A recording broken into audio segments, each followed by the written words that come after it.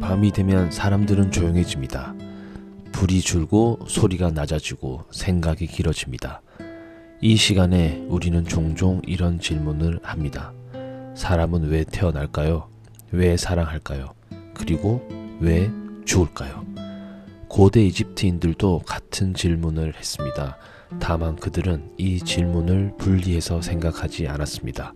삶과 죽음, 사랑과 육체, 신과 인간, 이 모든 것을 한 줄로 놓고 생각했습니다. 그래서 이집트의 성문화는 은밀하지 않습니다. 숨기지 않고 지우지 않고 부끄러워하지도 않았습니다. 오히려 사원벽에 새기고 무덤에 남기고 신화 속에 넣었습니다. 이건 방종이 아닙니다. 이건 세계관입니다. 이집트인에게 성은 쾌락이 아니라 질서의 일부였기 때문입니다. 오늘 우리는 고대 이집트의 성 문화를 자극적으로 보지 않습니다. 대신 이 질문 하나를 끝까지 따라가 보려 합니다. 이집트인은 왜 성을 삶과 죽음 사이에 놓았을까? 지금부터 천천히 그 답의 근처로 걸어가 보겠습니다. 고대 이집트에서 인간은 하나의 덩어리가 아니었습니다. 이건 매우 중요합니다. 이집트인은 사람을 여러 겹으로 나눴습니다. 몸만 있는 존재라고 생각하지 않았습니다. 가장 바깥에는 우리가 아는 육체가 있습니다. 눈에 보이고 만질 수 있고 늙고 다치고 죽는 것. 하지만 이집트인은 이걸 전부라고 보지 않았습니다. 그들은 몸 안에 다른 것들이 함께 산다고 믿었습니다. 카, 바, 아크. 이 이름들은 단순한 영혼 개념이 아닙니다. 각자 역할이 달랐습니다. 카는 생명력입니다. 숨쉬고 먹고 움직이게 만드는 힘. 바는 개성입니다. 나라는 사람이 나로 인식되는 성질. 그리고 아크는 죽음 이후에도 유지되는 상태입니다. 여기서 중요한 건 이 세 가지가 모두 몸을 필요로 한다는 점입니다. 몸이 없으면 카는 머무를 수 없고 바는 돌아올 수 없고 아크는 완성되지 않습니다. 그래서 몸은 단순한 껍질이 아니었습니다. 몸은 기지였습니다. 영혼들이 왔다 갔다 하는 기반 시설이었습니다. 이렇게 생각하면 이집트인의 집착이 조금 이해는 됩니다. 왜 그렇게 몸을 보존하려 했는지, 왜 미라를 만들었는지, 그리고 왜 성이 이 구조 안에서 중요했는지. 성은 몸의 기능 중에서도 가장 강력한 기능이기 때문입니다. 생명을 만들고 가문을 잇고 존재를 연장하는 기능. 이집트인에게 성은 사적인 취향이 아니라 우주 질서에 참여하는 방식이었습니다. 이 지점에서 이미 우리와는 출발선이 다릅니다.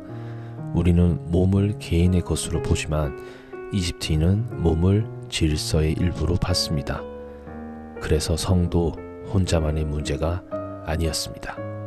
고대 이집트의 신화를 처음 읽는 사람들은 되게 당황합니다. 신들이 너무 노골적이기 때문입니다. 형제와 자매가 결혼을 하고 부부가 되고 아이를 낳습니다. 때로는 신이 스스로를 흥분시키고 그 행위로 세상이 만들어집니다. 이건 우리가 아는 종교적 엄숙함과는 거리가 멉니다. 그래서 많은 사람들은 이렇게 생각합니다. 고대라서 미성숙했구나. 상징을 거칠게 표현했구나. 하지만 이건 오해에 가깝습니다. 이집트 신화의 성은 통제되지 않은 욕망이 아닙니다. 오히려 가장 정교하게 설치된 장치입니다. 대표적인 예가 태양신 라입니다. 라가 혼돈의 물에서 스스로 일으켜 세우고 그 스스로의 힘으로 다른 신들을 낳았다는 이야기. 여기서 핵심은 스스로입니다. 이집트 신화에서 창조는 외부의 도움으로 이루어지지 않습니다. 창조는 자기 내부에서 완결되는 행위입니다. 성은 그 완결성을 가장 직접적으로 보여주는 방식입니다. 이집트에서 성행위는 무언가를 잉태하는 과정입니다. 아이만이 아닙니다. 질서, 시간, 왕권, 계절 모두 성적 결합을 통해 세상에 들어옵니다. 그래서 신들의 성은 부끄러운 장면이 아니라 우주가 작동하는 장면입니다. 이 점에서 이집트 신화는 굉장히 솔직합니다. 숨기지 않습니다. 애둘러 말하지도 않습니다. 왜냐하면 성은 숨길 이유가 없기 때문입니다. 신들이 사랑하고 결합하는 이유는 쾌락이 아니라 지속입니다. 세상이 계속 돌아가게 하기 위해서입니다. 여기서 재미있는 차이가 생깁니다. 같은 고대 문명이라도 메소포타미아의 신들은 권력 투쟁을 합니다. 그리스의 신들은 질투하고 속이고 벌을 내립니다. 하지만 이집트의 신들은 조금 다릅니다. 이집트 신들은 싸우기보다 이어집니다. 대립보다 계승에 가깝습니다. 이건 나일강의 리듬과 닮아 있습니다. 넘치고 물러가고 다시 넘치는 순환의 리듬. 그래서 이집트 신화에서 성은 폭발이 아니라 순환입니다. 한 번으로 끝나는 사건이 아니라 계속 반복되는 구조입니다. 이 구조 안에서 가장 중요한 신이 오시리스입니다. 오시리스는 죽음을 당합니다. 몸이 조각나고 세상에 흩어집니다. 여기서 이야기는 보통 끝나야 합니다. 하지만 이집트에서는 끝나지 않습니다. 이 시스가 조각난 몸을 하나하나 모읍니다. 그리고 부활을 준비합니다. 문제는 한 가지가 사라졌다는 점입니다. 성기. 오시리스의 성기는 끝내 찾지 못합니다. 여기서 이야기는 더 노골적으로 나아갑니다. 이시스는 새로운 성기를 만들어 오시리스를 완성시킵니다. 그리고 그 결합으로 호루스가 태어납니다. 이 장면을 현대적으로 보면 자극적일 수 있습니다. 하지만 이집트인에게 이 장면은 아주 명확한 메시지를 줍니다. 권력은 성에서 태어난다. 왕은 신의 아들이고 그 신성한 혈통은 성적 결합을 통해 이어진다. 그래서 파라오는 단순한 정치 지도자가 아닙니다. 그는 신화가 계속되고 있다는 증거입니다. 여기서 성은 사적인 행위가 아닙니다. 정치입니다. 질서입니다. 곧 국가 시스템입니다. 그래서 이집트 사회에서 왕의 성은 통제되면서도 신성시됩니다. 왕비의 혈통, 후계자의 출생, 결혼의 정당성, 이 모든 것이 성이라는 기능 위에 올라가 있습니다. 이 지점에서 우리는 다시 멈춰서게 됩니다. 이집트에서 성은 숨겨야 할 욕망이 아니라 세상이 무너지지 않게 지탱하는 기둥이었기 때문입니다. 그래서 신들은 노골적으로 사랑합니다. 그 사랑이 멈추는 순간 해는 뜨지 않고 나일강은 넘치지 않고 왕권은 흔들리기 때문입니다. 이집트인에게 가장 무서운 건 타락이 아니라 단절입니다. 이어지지 않는 것, 끊어지는 것. 그래서 그들은 신의 성을 숨기지 않았습니다. 오히려 벽에 새기고 이야기로 남기고 의식으로 반복했습니다. 이제 자연스럽게 다음 질문으로 넘어갑니다. 신들이 이렇게 살았다면 인간의 성은 어디까지 허용되었을까? 신들의 성이 우주의 질서를 유지하는 장치였다면 인간의 성은 조금 다른 영역에 놓여 있었습니다. 이집트는 자유분방한 사회처럼 보이지만 아무렇게나 허용되는 사회는 아니었습니다. 오히려 아주 명확한 선이 있었습니다. 그 선은 쾌락과 도덕의 선이 아니라 질서와 혼란의 선이었습니다. 이집트에서 결혼은 신성한 의식이 아니었습니다. 놀랍게도 결혼식이라는 개념이 뚜렷하지 않았습니다. 계약서도 제사도 국가 의례도 필수는 아니었습니다. 대신 함께 살기 시작하면 그것이 결혼이었습니다. 같은 집, 같은 불, 같은 식사. 이 세 가지가 공유되면 부부였습니다. 그래서 이집트에서 결혼은 제도라기보다 생활 상태였습니다. 이 점이 성문화에 큰 영향을 끼칩니다. 결혼 전의 성은 금지되지 않았습니다. 처벌 기록도 거의 없습니다. 왜냐하면 문제는 횡의가 아니라 책임이었기 때문입니다. 아이를 낳았을 때 누가 책임지는가? 재산은 어디로 기속되는가? 가문은 어떻게 이어지는가? 이 세 가지만 정리되면 성 자체는 문제가 되지 않았습니다. 그래서 이집트의 기록을 보면 혼외 출생에 대한 낙인이 거의 없습니다. 아이의 지위는 출생 방식이 아니라 양육과 인정에 의해 결정되었습니다. 이건 당시 기준으로 보면 굉장히 유연한 사고였습니다. 하지만 모든 성이 허용된 건 아닙니다. 이집트에서 가장 엄격하게 금지된 것은 질서를 깨는 성이었습니다. 대표적인 것이 강간입니다. 강간은 성범죄가 아니라 폭력 범죄로 기록됩니다. 그 이유는 상대의 몸이 아니라 상대의 삶의 질서를 무너뜨렸기 때문입니다. 강간은 가문의 문제이고 재산의 문제이며 사회 전체의 안정 문제였습니다. 그래서 강간에 대한 처벌은 무거웠습니다. 또 하나의 금지서는 가족 내부의 성입니다. 특히 어머니와 아들, 아버지와 딸, 이 관계는 신화 속에서는 등장할 수 있지만 현실에서는 명확히 금지되었습니다. 여기서 흥미로운 점이 있습니다. 신화에서는 허용되고 현실에서는 금지되는 것, 이건 모순이 아닙니다. 이집트인에게 신화는 현실의 규칙이 아니라 현실이 왜 그런 규칙을 가져야 하는지를 설명하는 장치였기 때문입니다. 신은 질서를 만들기 위해 경계를 넘을 수 있지만 인간은 질서를 유지하기 위해 경계를 지켜야 했습니다. 이집트의 성윤리는 금욕이 아닙니다. 자유도 아닙니다. 균형입니다. 이 균형은 법보다 간섭으로 유지되었습니다. 그래서 기록을 보면 성에 대한 처벌 조항은 놀라울 만큼 적습니다. 대신 재산 분쟁, 양육 책임, 상속 문제가 자주 등장합니다. 이건 이집트가 성을 어떻게 받는지를 아주 잘 보여줍니다. 성은 문제가 될 수 있지만 문제 그 자체는 아니었습니다. 문제가 되는 순간은 언제나 관계가 깨질 때였습니다. 이 지점에서 하나의 재미있는 질문이 생깁니다. 이렇게 유연한 사회에서 여성은 어떤 위치에 있었을까? 고대 사회를 떠올릴 때 우리는 보통 여성을 먼저 떠올리지 않습니다. 왕, 전쟁, 신, 이 이미지들 사이에서 여성은 늘 뒤로 밀려납니다. 하지만 이집트에서는 조금 다른 장면이 펼쳐집니다. 이집트 여성은 법적으로 독립된 인격체였습니다. 이건 아주 중요합니다.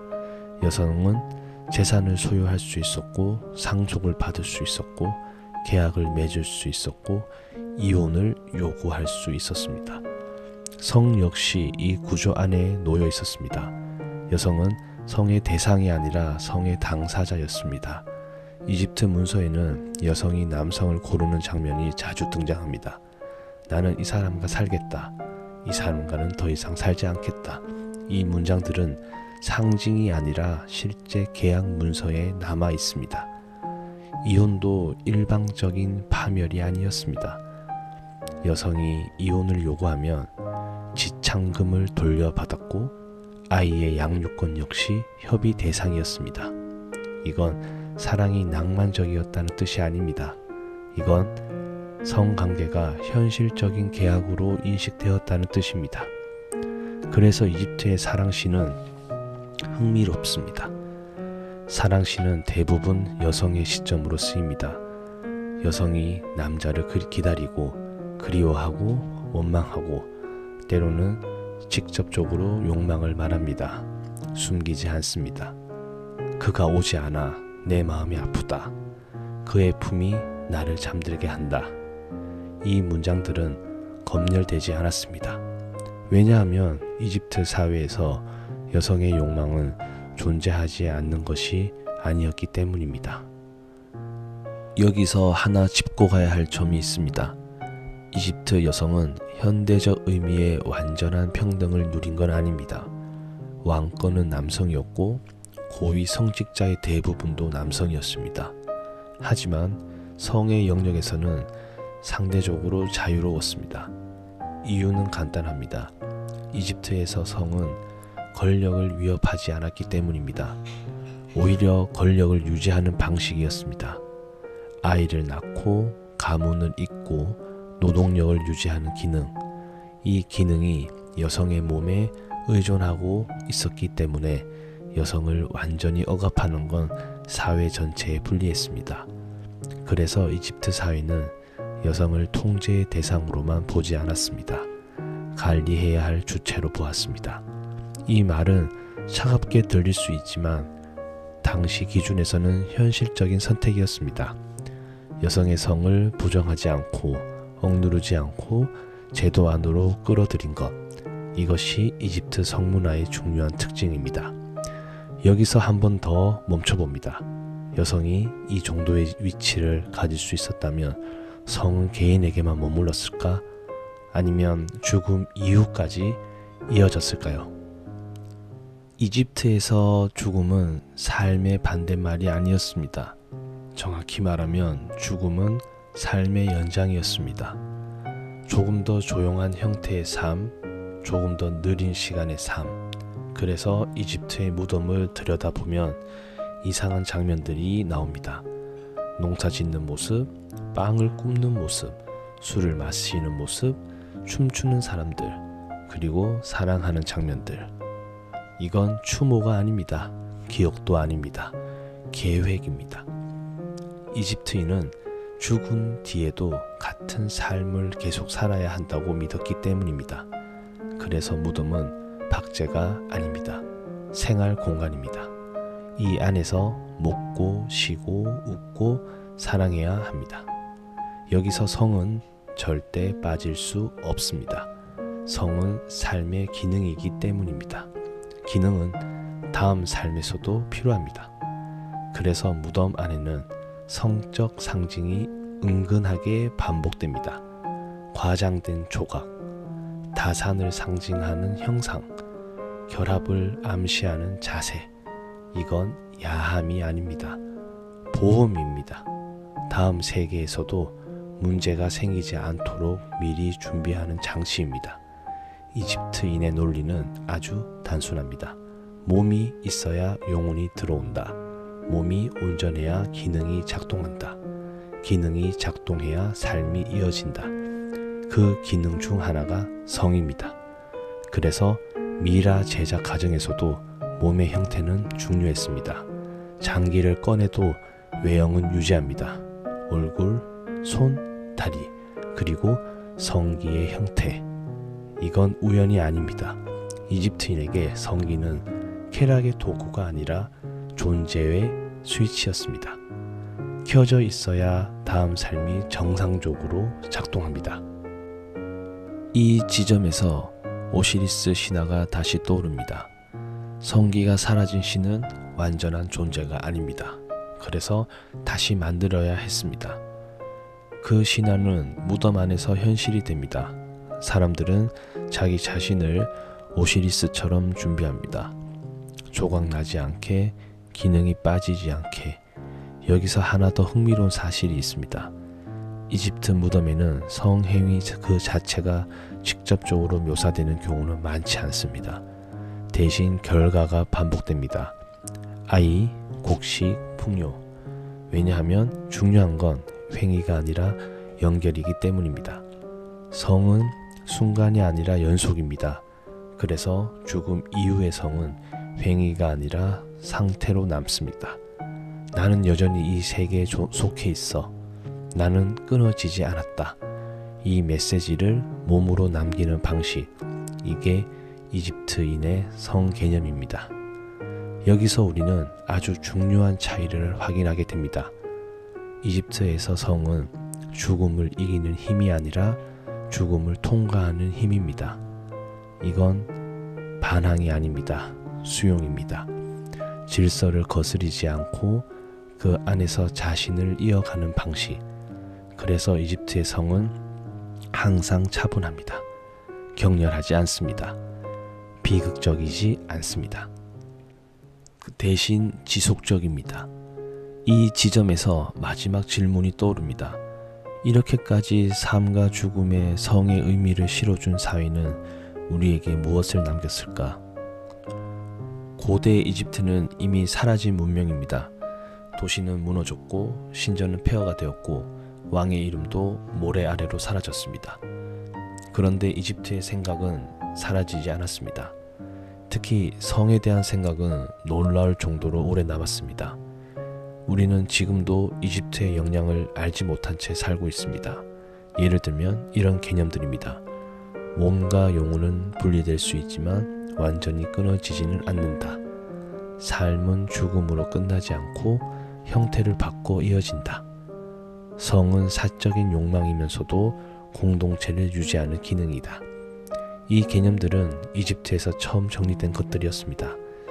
이집트 이후의 문명들은 이 생각을 조금씩 바꿨습니다.